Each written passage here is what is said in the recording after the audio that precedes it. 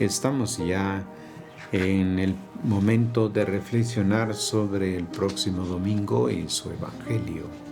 Nos interesa sobre todo pues el ir descubriendo la persona de Cristo y los actores que están en torno a Jesucristo, como los que están alrededor pues hacen eco de la palabra y cómo se debe vivir la buena noticia planteada por Jesús.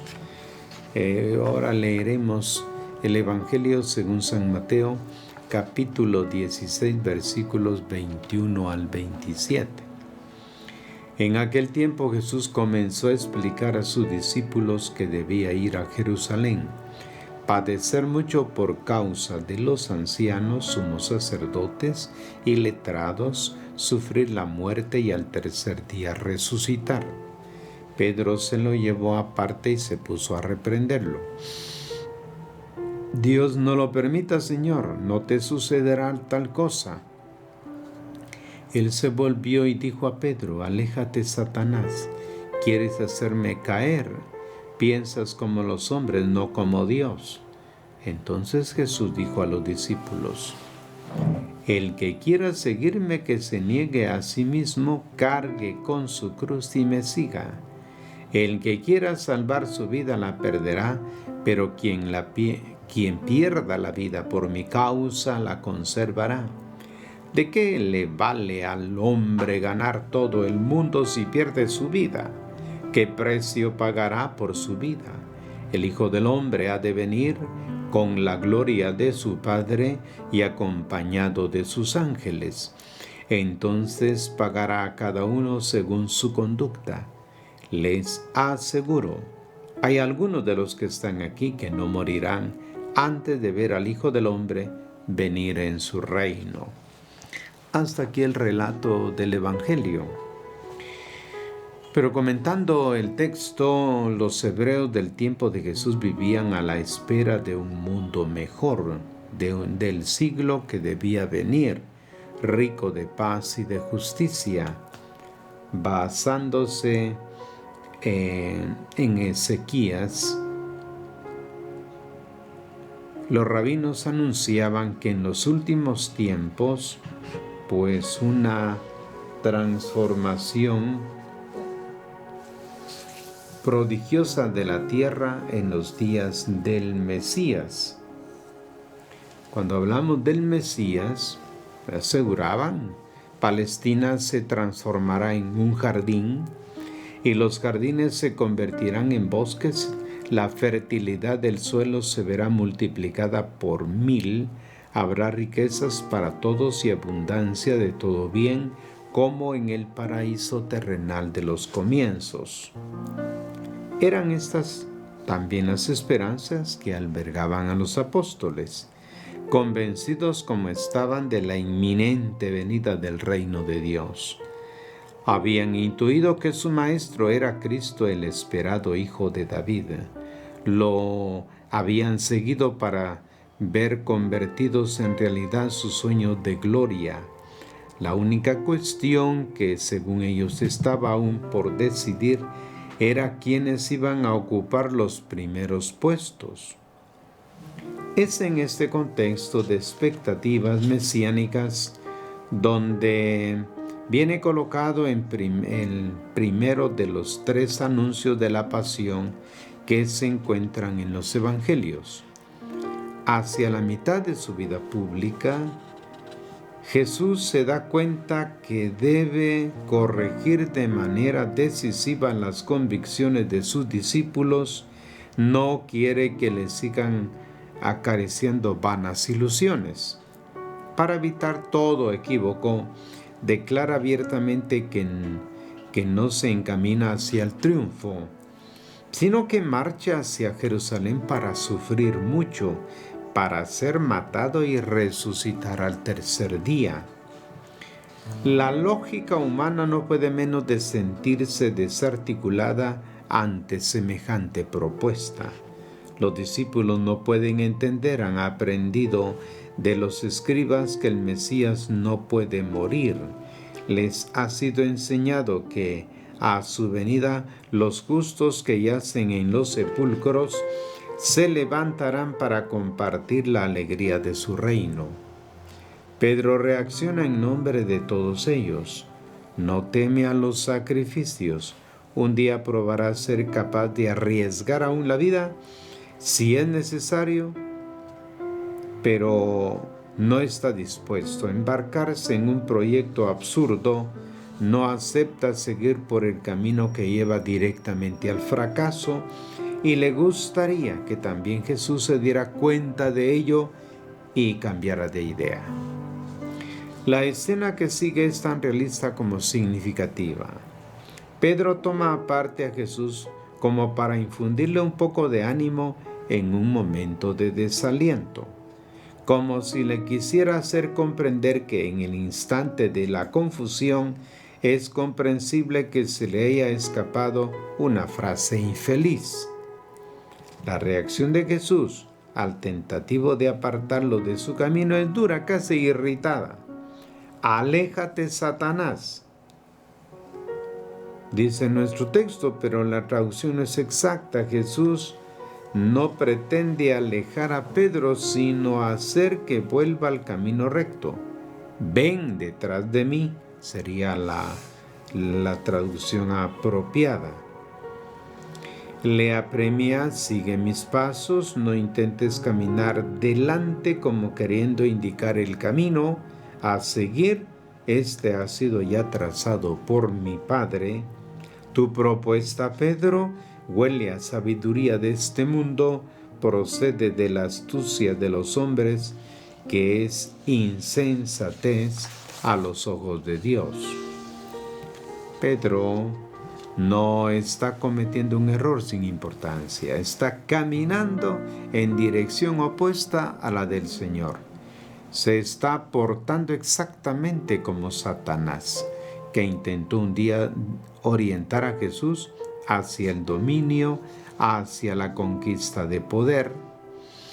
Lo había conducido hacia un monte altísimo y le había mostrado todos los reinos del mundo con su gloria, diciéndole: todo esto te daré si te postras y me adoras. Pero Jesús había reaccionado con decisión. Aléjate, Satanás. Ahora, ante la misma tentación insinuada por Pedro, no puede menos de reaccionar con la misma fuerza. La escena narrada pues en el Evangelio de hoy forma un díptico con la de la semana pasada. ¿Recuerdan? Simón había sido señalado por Jesús como la piedra viva de la iglesia, porque había acogido la revelación del Padre, había aceptado su diseño de salvación y había profesado su fe en el Hijo del Dios vivo. Ahora se convierte en piedra de escándalo, porque se deja guiar por razonamientos humanos, mira a la gloria, al éxito, a los honores. Por eso se convierte en un tropiezo en el camino del Maestro y de sus discípulos. Después de haber reprendido a Pedro, Jesús se dirige a todos y expone de manera inequívoca sus requerimientos. Ninguna intención de mitigarlos ni de hacerlos más aceptables. Si el Maestro ha escogido dar la vida y si el discípulo no es superior a su Maestro, el camino deberá ser necesariamente el mismo. 3 imperativos caracterizan la radicalidad de una elección que no admite ni excusas ni marchas. El que quiera seguirme, que se niegue a sí mismo, que cargue con su cruz y que me siga. Veamos los siguientes imperativos. El primero, que se niegue a sí mismo, significa dejar de pensar en sí mismo. Es el vuelco total frente a los principios que en este mundo regulan las relaciones entre las personas. Es el rechazo frontal de todos los impulsos, considerados por muchos como positivos, que nos lanzan a la búsqueda del propio interés, el logro de gratificaciones, reconocimientos, ventajas. Incluso en los más puros gestos de amor se esconde frecuentemente la sombra velada del egoísmo y la ambición. El discípulo de Jesús es llamado ante todo a renunciar a todo interés personal e incluso espiritual. No hace el bien para acumular méritos en el cielo, para subir un escalón más en el propio progreso espiritual. No toma mínimamente en consideración los efectos positivos que pueden recaer sobre la sombra de su persona, en razón de las buenas obras que hace, ama gratuitamente, en pura pérdida, como lo hace el Padre. Cargar con la cruz. Bueno, es un segundo imperativo. No se refiere a la necesidad de aguantar pacientemente las pequeñas o grandes tribulaciones de la vida, ni menos aún a una exaltación del dolor como medio de agradar a Dios. El cristiano no busca el sufrimiento sin el amor. La cruz es el signo del amor y del don más grande. Llevarla en pos de Cristo significa seguir el camino que Él ha recorrido, dar la vida por esos mismos ideales, enfrentarse, si es necesario, a las persecuciones, a la muerte, por permanecer fiel al Evangelio. Lleva la cruz quien se sacrifica a sí mismo para hacer el bien, para hacer feliz a alguien. Y me siga, la otra parte. Tercer imperativo no quiere decir tómame como modelo, ni comparte mi elección contra en mi proyecto, juégate la vida por los demás como me la estoy jugando yo. En los versículos conclusivos vienen presentadas 3 razones con las que Jesús quiere convencer al discípulo a aceptar las 3 difíciles condiciones que acaba de exponer. ¿Cuáles son estas condiciones? La primera, el que entrega la propia vida en realidad no la pierde, sino que la gana.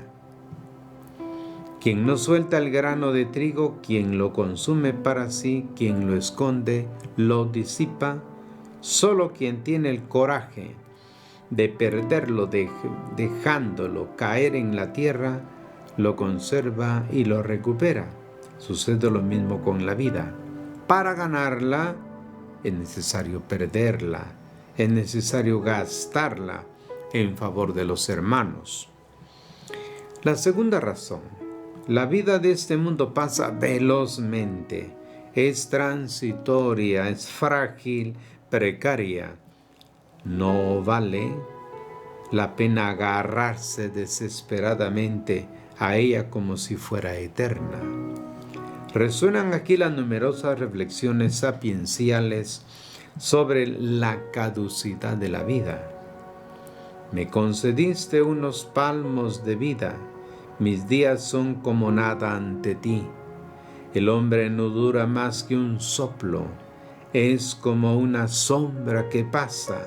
Solo un soplo son las riquezas que se acumulan sin saber quién será su heredero. Usted lo encuentra en el Salmo 39, versículos 6 al 7. La tercera razón, la recompensa final.